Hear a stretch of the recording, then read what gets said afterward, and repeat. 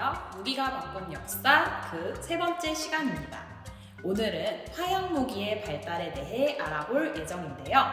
이번 시간에 어떤 무기를 만나게 될지 키워드로 먼저 만나볼까요?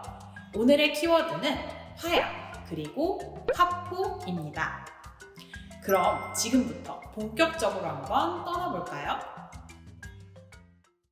첫 번째 주제는 언제부터 화약을 전투에 사용했을까입니다. 화약은 역사상 기록되어 있는 가장 오래된 화해 물질이에요.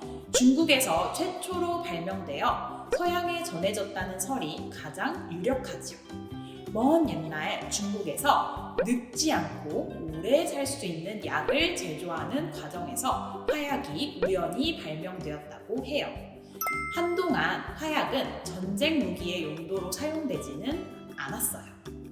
처음에는 주로 명절에 화약을 터뜨리며 나쁜 일이 일어나지 않기를 기원하는 불꽃놀이를 할 때 사용하였죠.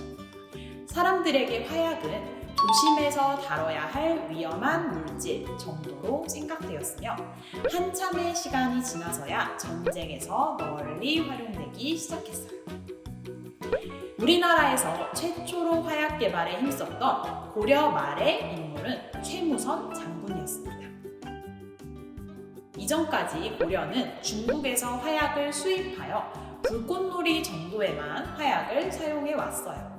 그러나 최무선의 노력 끝에 우리나라에서도 화약을 개발하게 되었답니다. 최무선은 나라에 화약과 화약 무기를 만드는 기관을 만들어 달라고 건의하였고 1377년에 화통도감이라는 관청이 설치되었어요. 최무선이 개발한 화약과 화약 무기는 해마다 약탈을 일삼아 고려의 가장 큰 고민거리였던 왜구를 무찌르는 데 큰 역할을 하였답니다.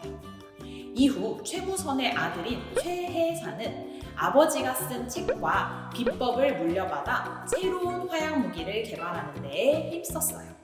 그 결과로 수레 위에 여러 개의 화약 무기를 설치하여 단번에 수백 발의 화살을 적에게 쏠 수 있도록 만든 화차라는 무기를 개발할 수 있었지요. 최해산이 발명한 이 화차는 후에 임진왜란에서도 중요한 무기로 활용되었답니다. 자, 그럼 두 번째 주제는 화약 무기는 어떻게 발전했을까입니다. 화포는 고대 전쟁에서 활용되었던 캐터펠트, 즉 투석기라는 것에서부터 발전되었다고 볼 수 있어요. 투석기는 가죽이나 밧줄 등을 이용하여 크고 무거운 돌을 적에게 날려 공격하는 무기였죠. 이후 화약이 발명되고 서양에 전해지면서 투석기 대신에 화약의 힘을 이용한 화포가 등장하게 된 것입니다. 그러나 초창기의 화포는 고정되어 있는 형태였으며 이를 전투에 활용하기 위해 이동시키는 것이 굉장히 어려웠어요. 그래서 사람들은 편리하게 화포를 이동시키기 위하여 화포에 바퀴를 달고 동물들을 이용해 화포를 끌도록 하였지요. 이렇게 옮기기 쉬운 화포를 견인포라고 불렀어요. 이후 화포가 점점 발전하며 프랑스에서는 기존의 화포와 구분하기 위해 대포라는 용어를 만들기도 하였지요. 이렇게 화약 무기는 전쟁의 역사를 크게 바꿔놓았어요. 적의 공격을 방어하는 것을 중요하게 생각하던 방어 중심에서 공격 중심으로 전쟁의 분위기가 바뀌었죠.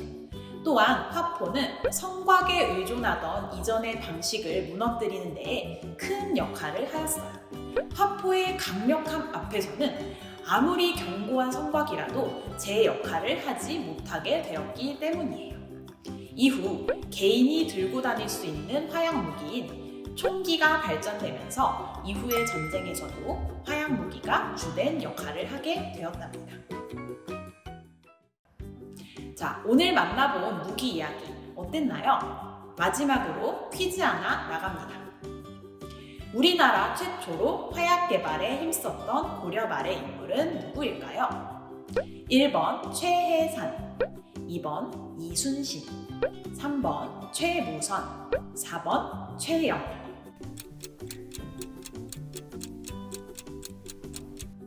정답은 3번 최무선입니다. 이상 무기가 바꾼 역사의 주영쌤이었습니다. 모두 안녕!